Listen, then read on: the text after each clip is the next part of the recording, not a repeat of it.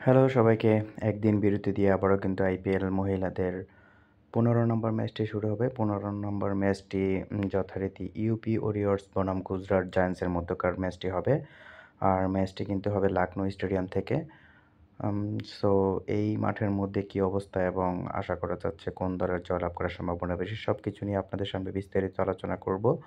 লখনৌ এই মাঠের মধ্যে বিগত যে ম্যাচগুলো হয়েছিল সেখানে কিন্তু একটু আপনারা দেখতেই পারতেছেন, একটা ম্যাচ হয়েছিল, ছেলেদের ম্যাচ যদিও এটা, তো ১৯০ রানের একটা ম্যাচ ছিল, সেটা কিন্তু চেস করে কিন্তু পরবর্তী দলে জয়লাভ করে ফেলেছিল।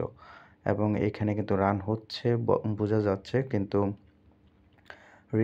রিসেন্টলি এভারেজ যদি এই মাঠের এভারেজটা যদি খেয়াল করেন তাহলে অতটা বেশি একটা পাবেন না। 146 বা 150 প্লাস ধরতে পারেন। রানটা 150 এর দিকে রাখবেন। মানে বেশি হলে এটার পক্ষে যাওয়ার চেষ্টা কম করবেন। তো ২ দলের যদি পয়েন্ট টেবিলটা একটু দেখে নেন, কারণ এই ম্যাচ অলরেডি টুর্নামেন্টের শেষের দিকে প্রায় চলে গেছে। তো ইউপি ৫ ম্যাচের মধ্যে ২ টাতে জয়লাভ করেছে এবং গুজরাটও কিন্তু ৫ ম্যাচের মধ্যে ২ টাতে জয়লাভ করেছে। তো ২ দলের জন্যই কিন্তু এই ম্যাচটি খুবই গুরুত্বপূর্ণ, জয়লাভ করে টুর্নামেন্টের সেমিফাইনালের রেসে টিকে থাকার জন্য। তো আশা করা যাচ্ছে হাড্ডাহাড্ডি একটি লড়াই দেখতে পারবেন আপনারা। ২ দলের স্কোয়াডটা যদি বিবেচনা করেন তাহলে ইউপি ওরিয়র্সের সবচেয়ে বেশি লক্ষণীয় রাখবেন ওপেনিংয়ে কিন্তু গ্রেস হ্যারিস এবং নাগবীরের দিকে। তারা দুজন কিন্তু বিধ্বংসী ব্যাটিং করে থাকে। গ্রেস হ্যারিস ২৬ বলে ৪৫ রানের একটা ইনিংস খেলেছিল গত ম্যাচে এবং নাগবীর প্রতিনিয়ত কিন্তু গত ম্যাচে খারাপ খেললেও আগের ম্যাচগুলোতে দারুণ প্রদর্শন ছিল স্ট্রাইক রেট মেইনটেইন করে। পাওয়ার প্লেতে ওরা ২ জন ব্যাট করলে আপনারা পাওয়ার প্লেটা খেলতে পারেন বা পক্ষে থাকতে পারেন। ও রানটা খুবই ভালো হবে ২ জন মাঠে থাকতে পারলে। শেষের দিক থেকে যদি সাপোর্ট দেওয়ার হয়, সেখানে এক হচ্ছে দীপ্তি শর্মা এবং এদিক থেকে পেয়ে যাবেন হেনরি। হেনরি হচ্ছে লং হ্যান্ডেড ব্যাটিং করে থাকেন। ২৩ বলে ৬২, ১৫ বলে ৩১।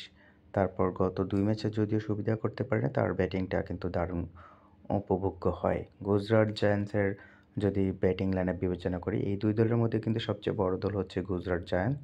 তাদের দলে যেমন বেথ মনি রয়েছেন এবং গার্নার কিন্তু প্রতিদিন কিন্তু ভালো খেলতেছে বলা চলে।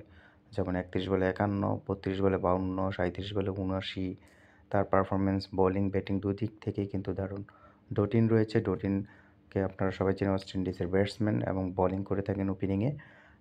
তার পারফরম্যান্সটা লং হ্যান্ডেড এবং খুবই ভালো ব্যাটিং বোলিং করে থাকেন কিন্তু।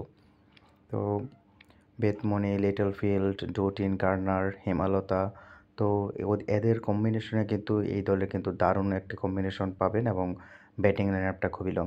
যদি গুজরাট জায়ান্টস প্রথমে ব্যাট করে তাহলে 150 থেকে 170 র মধ্যে রানটা দেখতে পারবেন আশা করা যাচ্ছে। আর যদি ইউপি ওরিয়ার্স প্রথমে ব্যাটিং করে তাহলে 150 এর অ্যারাউন্ড 60 এর দিকে রানটা থাকতে পারে। কারণ ইউপি ওরিয়ার্সের প্রথম টপ অর্ডার ব্যতীত পরবর্তীতে ব্যাটিং লাইনআপটা অত একটা সুবিধাজনক নয়। তো ২ দলের ব্যাটিং লাইনআপ বিবেচনা করলে আমি এই ম্যাচের মধ্যে গুজরাট জায়ান্টসকে এগিয়ে রাখবো 60% ম্যাচ জয়লাভ করার জন্য। তবে ম্যাচ আ পজিশন অনুযায়ী কখন এন্ট্রি নিলে বেটার হবে এবং কখন এন্ট্রি নেওয়া ভালো হবে, সেইজন্য কিন্তু আপনি আমাদের এই গ্রুপে জয়েন হয়ে নিতে পারেন। আমাদের যে এই পাবলিক গ্রুপটা রয়েছে ক্রিকেট আপডেট বিডি, এখানে কিন্তু আমরা আলোচনা করে থাকি এবং কখন কোন পক্ষে যাওয়া উচিত এবং কী করা উচিত সবকিছু সম্পর্কে বিস্তারিত ধারণা পেয়ে যাবেন। ভিআইপি গ্রুপে এড হলে আমাদেরকে নক দিবেন। আমাদের যোগাযোগ করার মাধ্যম ডেসক্রিপশন বক্সে দেওয়া থাকবে। হোয়াটসঅ্যাপ, টেলিগ্রাম এবং ইউটিউব সবকিছুতে জয়েন হয়ে আমাদের সাথেই থাকবেন। আমাদের এই গ্রুপটা ভিজিট করে দেখতে পারবেন, উপরের সবগুলোতে আমাদের পারফরম্যান্স সময়গুলো দেখে নিবেন, তাহলেও বুঝতে পারবেন যে পারফরম্যান্স কোনো ঘাটতি আছে কিনা। ভালো থাকবেন। আল্লাহ হাফেজ।